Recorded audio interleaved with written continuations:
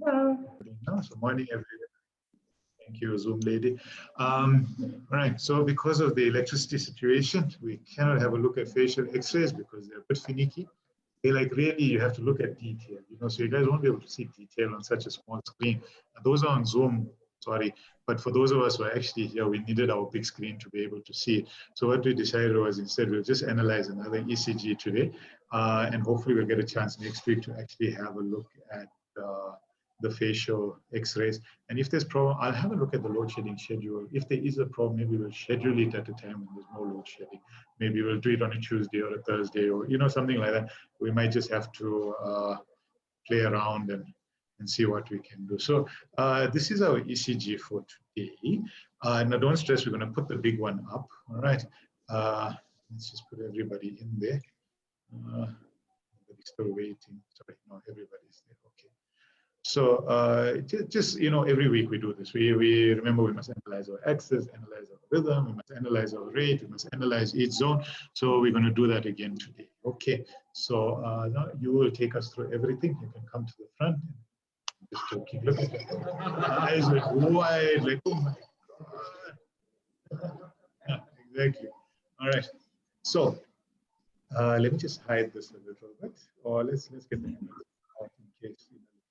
All right, so this is our ECG. So let's look at our patient. All right, so we have a 62-year-old man with renal failure, complains of progressive dyspnea and orthopnea after missing his last 2 hemodialysis. All right, you haven't seen the ECG. All right, imagine that. Like I said, you're sleeping in the car. You get the news as you're sitting in your car that, listen, young intern student here phones you and says, listen, this is the issue that we have. Can you please come because I don't know what to do. So as you're walking, expecting, what are you considering? And it's not for them to answer. I'm asking all of you. Right? What are you going to consider as your differential? Here you have a patient, renal failure, right? Known with renal failure, now becoming dyspneic and orthopneic, has missed 2 sessions of hemodialysis. So first of all, just looking at the dyspnea and orthopnea, right? What would be your first guess? Pulmonary edema, fluid overload, right? So that would be the first thing. Okay.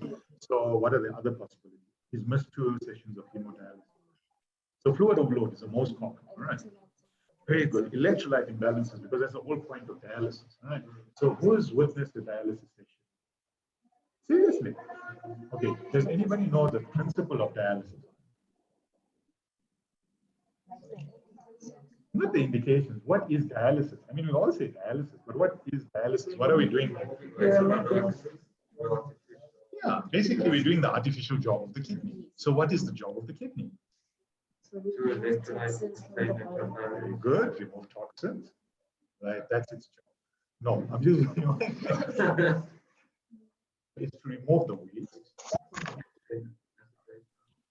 Yes, and how does it do that? By replacing the things that we need. All right. How does it do that? How does the kidney do that? It's a filtration device. So how do you filter anything? How do you filter your coffee? Put the filter. What is a filter? Filter is a membrane. Agreed. So a filter is basically present in your hemodialysis, even your peritoneal dialysis to a certain extent functions along the same principle. But what you're basically doing is you are now artificially trying to do the work of the kidney by passing electrolytes, fluid, protein, everything that the kidney does across an artificial membrane, right? Quite impressive, isn't it? Okay, so, and you can build a dialysis machine at home. You can, people have, all right? So don't think it's impossible, it really can be done. You just need the right components. Very good filter paper. No, I'm joking. There's a lovely story of a guy in China who did it because he was in a rural village. He had no access to any sort of healthcare where he was, and he called. At least there was access, but he couldn't keep on making it to the hospital. So he built his own machine. Literally, and there's hundreds of stories like that. So it's an interesting thing. Try it. It's a good source of extra income. All right, you can have like your own little hemodialysis center, just call it something else, otherwise you won't go. All right, so those are 2 of the big things. All right, so what else can happen? Now we're getting a bit more technical. What else can happen? Somebody who's missing hemodialysis, besides the electrolytes, what else can happen? Because what are the other things that generally get filtered through the kidney? Specifically, there's one big molecule that goes across that we all need to survive, especially our brains. Glucose, very good. So you might remember, glucose is also regulated in the kidney, right? So when you are working in your private practice, when you're making a lot of money, you won't just be giving metformin and glimepiride, right, and insulin. You'll also be giving camsipine, right? We don't have all that, so we're busy looking at this one, right? So you're going to give medications that also alter.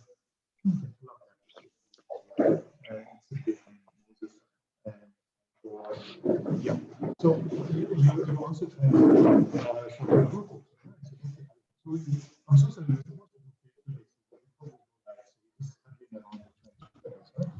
You're also looking at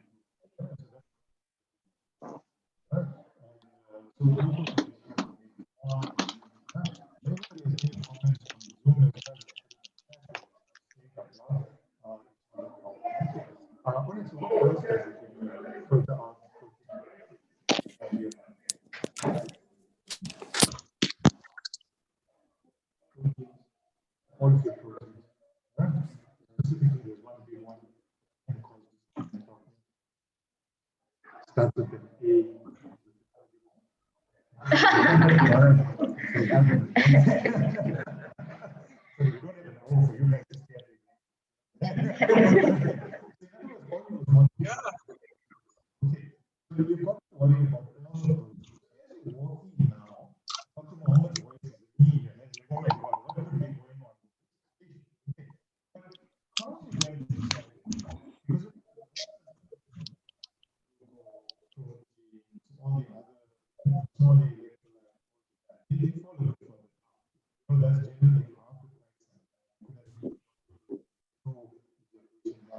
You know, other there's so many things that happen. You have to you gave the example of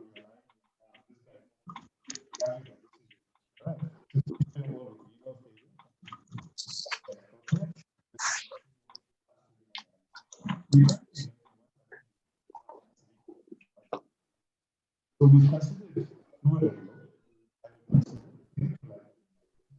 So your fluid overload is quite easy. Now, does that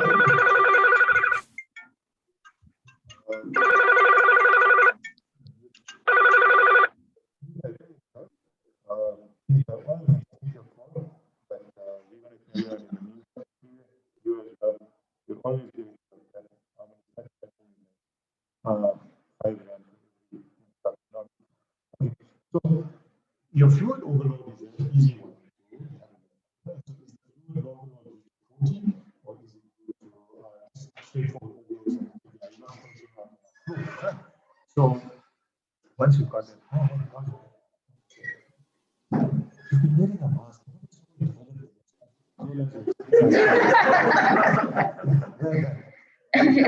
Just need to hear it up.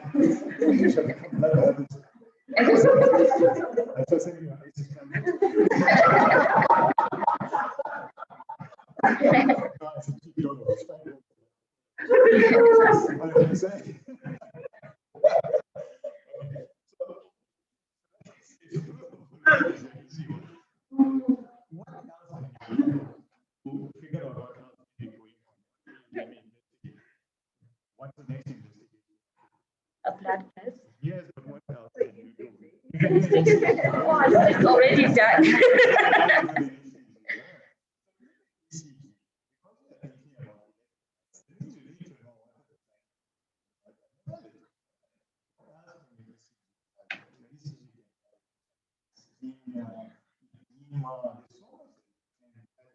So you need to analyze it before you start looking at even your protein on before you start looking at your blood pressure.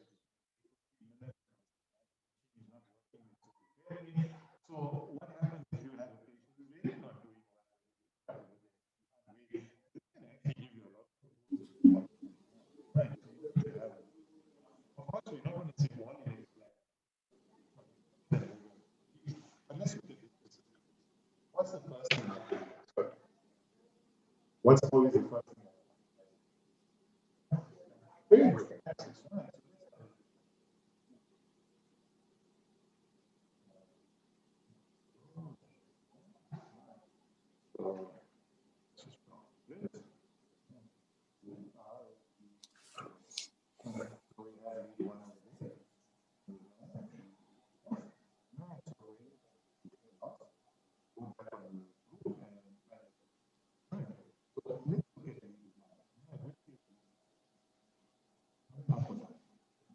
upwards. Electricity is coming forwards. All right. So that means electricity is coming left axis. Electricity is normal. We know for sure we don't right axis. We don't have any.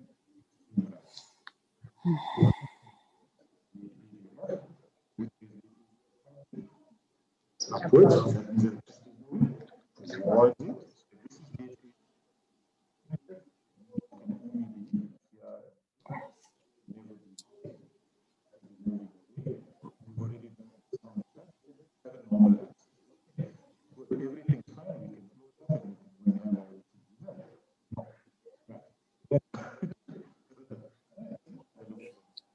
Always we have a look at our theories first. What do we notice now? The normal system of quality. It's not so. Let's look at our 1, 2, 3, 4 blocks. So between 2 to 4 blocks is fine. Normal CR. Then we look at our they're going to be narrow. Those are narrow. Not wide. Okay. So we have narrow keep that. So they have a relatively normal. Right? It's actually a normal. So we have a relatively normal. And also say about 80 degrees. So we have a sinus. We don't have a tachycardia. We don't have a bradycardia. These kind of function like we So we're going to consider about that. We're just going to make it again because we can hear everything that's happening. Okay. So let's look at the visual. Right. So let's look at make up our inferior. Do we notice anything abnormal? But remember, based on our history that we have, what do we notice? What do we see? Sort of peaked theory. Very good. So the theory grew like a bit.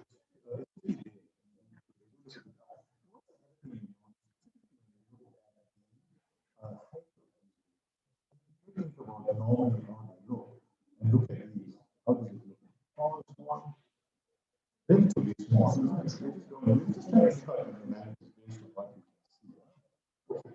So let's look at the second one. Look at E1. Yeah, not really. We kind of look. So, all right, let's come down to the anterior part. E3 and E4. What do we notice there? Now you can see what we Very peaked. quite important. They said, no, you're not supposed to have theories like that. And your theories are supposed to okay. In other words, electron complex is your depolarization, repolarization. So you're supposed to have, it's not supposed to do that. So this happens to be so there's something going wrong. Let's get it.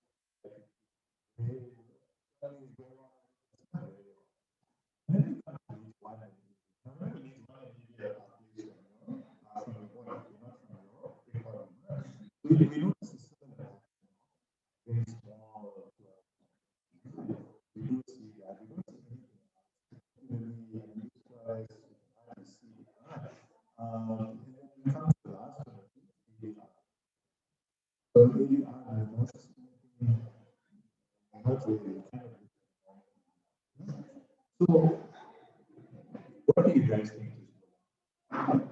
Why would we have, before we get to the theories, why do we have small QRS complexes in all our fluids?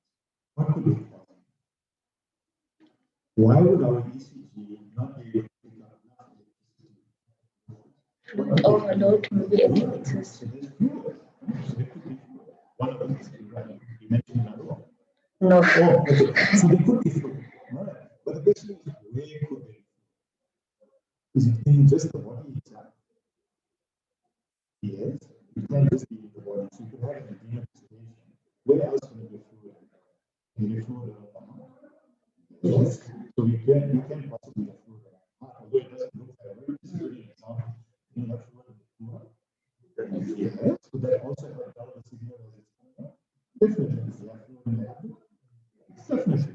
So when you have fluid, you could have this possibility of decreased electricity being monitored on the surface. But when it's down the heart, reflexive fluorescence is also in the epicardial because they're looking directly at it. You can have a fluid. And you also get a couple of other signs, which we'll tackle later on. Yeah. So we're looking at higher this patient could have pleural effusion, water ascites, peripheral edema. You see how much you can just pick up by looking at this. You're having a good definition. You know, you're running the facing that way. But you can you turn around when you find fluid sound. Right? That's one of the things that we picked up. Now, what about the PTU? What could be the possibilities of PTU? What can you do? Hyperkalemia. Very good. Hyperkalemia number one.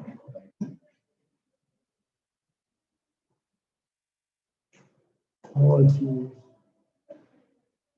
hyperactive periods with a sign of ischemia. All right. But the question is, do they look like this? Not yet. All right. Now we're getting to the technicalities of that test. But hyperkalemia is starting to look like a good fit right now. Okay.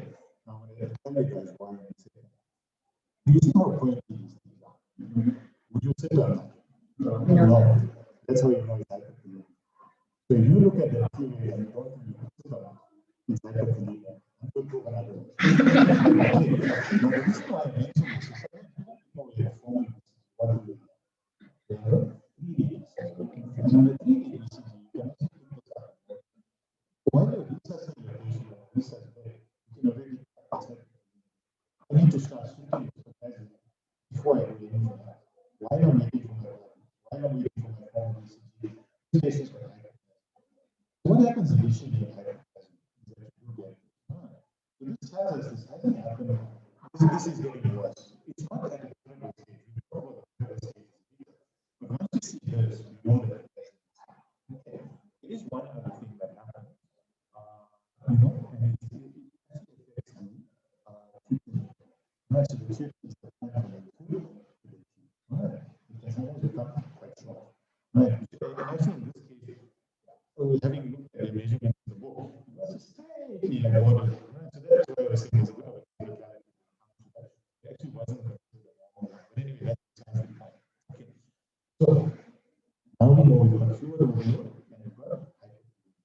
So that means even based on the ECG before blood gets can we start treating? Right, we can. Why does this theory look like that? Why is potassium so important? What moves across the cell in order to get reaction potential? What moves inside out or inside? Sodium and potassium. Sodium has to move and potassium. It's an exchange channel. Now the heart, the myocardium, actually has a long sodium channel. And the sodium channels are divided into parts. You have slow and fast. I don't have to stress it all the time. This is for interest. It's just so that you understand if you get the point. It's kind of like an important EMG. If you understand how the turbo works, you appreciate why it's going fast. You get it. All right. You just try to understand it. But whether you understand it or not, you can't still go fast. You understand? Right. So you just try to put a bit of understanding. So what happens is you have this abundance of sodium channels. They're not kind of one potassium channel. There's a simplifying a bit, but that's something. What happens is normally your potassium is well regulated. Sodium is well regulated. As sodium is moving, it's pulling across a certain amount. And it can only pull across a certain amount because there's only so much available. Great. Now this is especially important in depolarization. Depolarization is not such an important thing. It does affect, I'm not saying it doesn't affect, I'm just saying it's more important in depolarization. What happens if I introduce more potassium into the system? It's simply sodium now has more potassium to exchange. So it becomes more vigorous. So So your repolarization becomes more vigorous. You understand? Yes. So that's why your T wave kind of looks like that. Is that a very simple explanation? Yes, it is. If you want to complex it, you can go and look at it. You've got to know to start. All right? That's how complicated it goes with that. So this is like to understand why. Let's have a look at the answer that we got. Were we correct? So the science of the first we must count the number of. Oh, so it was actually. Yeah, 1, 2, 3, 4. Well, actually, it's over. Yeah. Well, I when we say, I normally put it at 4 because in between 3 and 4, you still kind of, but you're 100%. It's 3 of it. That's no problem. So it is a first degree AV block, right? The rate is 80. Non-specific intraventricular conduction delay and peak T wave suggestive of hyperkalemia. All right. So this which is going to read out. The T waves associated with hyperkalemia typically abnormally large. And unlike other causes of prominent T waves, acute myocardial ischemia, acute pericarditis, left ventricular hypertrophy, benign early repolarization, bundle branch block, and pre-excitation syndrome, they tend to be peak and narrow based. Okay. As compared to what you will find with the others, they tend to be quite round at the top. In other words, you could sit on. I'm going to be a bit crude, but they kind of look like a dildo. Now you'll never forget it. Agreed. You would not sit on hyperkalemia, and depending on your persuasion, you may sit on the other. That's your choice. Okay. Sorry, but it's true. All right. So you'll never forget it. So when you see that, when you see a dildo, you want to start thinking about ischemia, you start thinking about pericarditis. Now this is because it's not the only. But in hyperkalemia, you would not sit on hyperkalemia theory. All right. Agree. Right. Okay. So at least we know. So the appearance is not correlated with specific potassium level. As potassium levels rise, the ECG abnormalities develop, including T-wave flattening, ER interval and full on tension. All right. High-grade EV blocks, intraventricular conduction abnormalities, including vesicular blocks, bundle branch blocks, and finally silent wave appearance. The appearance of these various abnormalities is not correlated with specific serum potassium level. This patient serum potassium level of 9. So almost incompatible. All right. So the thing is, all of this that I said in the last 3 sentences, what I want you to do so that you know what I have to do. Imagine you grab this heat wave like and start pulling it. If you can imagine this looking like a string. If you can imagine it being a string, if you start pulling this, what will happen is all of this will start getting pulled along. It starts getting flatter and wider. You get what I'm trying to say? So that's basically what happens as your hyperkalemia sort of gets worse and worse. So you got to imagine your T wave is getting pulled up there, and your T's, QRS's, everything are kind of getting dragged along. So that's basically how it is. Right? But we're going to have a look at exactly what. So this is what serum potassium does. Right? What does high and low? Right? We'll get to hyperkalemia. I don't want to discuss it too much. This is what the QRS should look like normally, right? It doesn't really correlate, but in practice it does. I must be honest. You do eventually start seeing, as you get worse, you start seeing that. So what happens is as you start going up, you start getting peak T. As you start pulling more and more, and you see your QRS starts getting, everything starts lengthening, flattening, getting worse and worse. Eventually towards the end, it has this. And so right. If you see this type of and it can look exactly like this, but it can have any sort of type of sine wave. If you remember trigonometry from the sine wave, then anything that looks like a sine wave, it is hyperkalemia to a proven. Okay.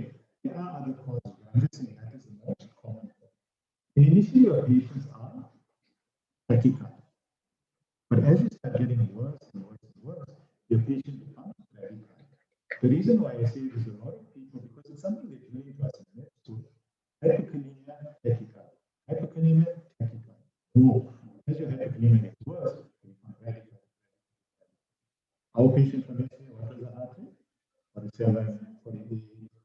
And what was the potassium? Adjusted potassium was about 6. She didn't have that many features of it, but you could see that she was becoming bradycardia. So you have to consider bradycardia as one of the reasons for, or hyperkalemia to be one of the symptoms of bradycardia. And what's the eventual endpoint? What's going to happen as it gets worse and worse? Good relationship. All right. So in resuscitation, you have all H's and P's. You guys know the H's and P's? Hyperkalemia, you know, those are things that you need to know. Hyper and hyperkalemia are one of those because fibrillation, the system, and not but it can be as a result of hyperkalemia. You always have to consider it. So what are we doing for our patient? We know they should overload, and we know they've got hyperkalemia. So which one's going to kill the patient? Hyperkalemia. How do you treat hyperkalemia? Okay. Yes, you shift it into the cells. How do you shift it into the cells? Okay, our most common method. You know, there's another method. But what's the most common method? You work in an emergency department. Yes, very good. Nebulization, very good. That's a ritual. It's not encouraging movement. Right? Insulin, 100%. What else? Sodium bicarbonate. Sodium bicarbonate. Okay, excellent. If you have it. No, actually, it's not going to work in very short time. Yeah, actually, for long. What else? Very good. But calcium gluconate, why do we do it? It doesn't actually. It's cardioprotective. Very good. It's cardioprotective. What it does is it stops the ability to the answers going into circulation. So that's why you get calcium. You get calcium gluconate before you got to the mobilization. You know, somebody is born, they can't find glucose, they can't find insulin. You can even make them give you calcium gluconate. How much calcium gluconate do you give? We need to know about 10 months. 10 months. Just give 10 months in an adult. Right. In a child, right. Give that 10 months. At least your patient is not going to die on your life. Right. You're going to shift your potassium in whatever way that you do. Remember, nebulization, something people forget. You're going to give sodium bicarbonate, depending on how bad. So sodium bicarbonate is difficult potassium in most of the rule of 7. The pH is less than 7, your potassium is greater than 7. Why would you say pH less than 7? Once you become more acidotic, you force more potassium out of the cells. So there's something called an adjusted potassium. So as you become more acidotic, you assume that your potassium is high. Now there's a way to work it out. And if you had half an hour to do it, there is a hyperkalemia, try to do it. Basically, for every, let's say, as you move from 7 to 6.9, you assume your potassium has gone up by 1.5 millimolar per liter, whatever you want to use. So you have to work it out. There's a calculator, she works it out. So as you get lower in pH, you assume your potassium is high, and if your potassium is already high, above 7, so it's less than 7, so good. You're so big that anything else that also helps you keep up potassium. It's very good. We treat our patients. We even large amounts of diseases. So we encourage that. Okay. So by doing all of these things, we are going to shift that. Do they still need dialysis? Yes, because how many of these is going to work? This is not fair. The renal function is already controlled. Giving basics to them is not really that much, but it can in the short term. We have to. So we have now helped our patient, we have stabilized. So you don't have to do that and walk away. After every intervention, another blood test, make sure hands out the test and come. You've done another intervention, take our blood test, make sure. Until you get the patient, analyze them, and can ICU do that. That's your job in the emergency department. So once you've done all that, for the physician, I have to come to pick up the next one. Okay. I'm only looking for the one. Don't believe what I say. Okay. So, any questions? That's the end of it. Right. Even people on top,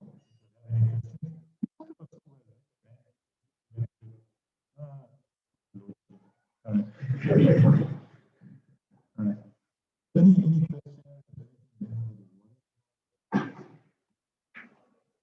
it's a difficult topic. The reason why I mentioned that is one of the difficulties that come about comparison, but you don't need more than becoming an emergency physician. What I brought you today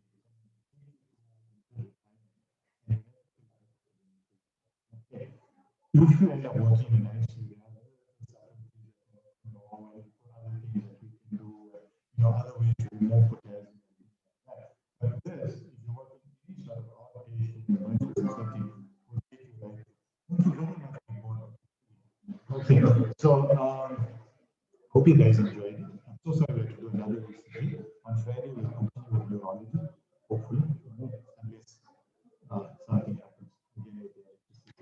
Okay, but that's basically it. So we will end the day and hope you learned something. Yes. All right, good. Okay, and everybody on Zoom, thank you very much. Sorry for the lack of facial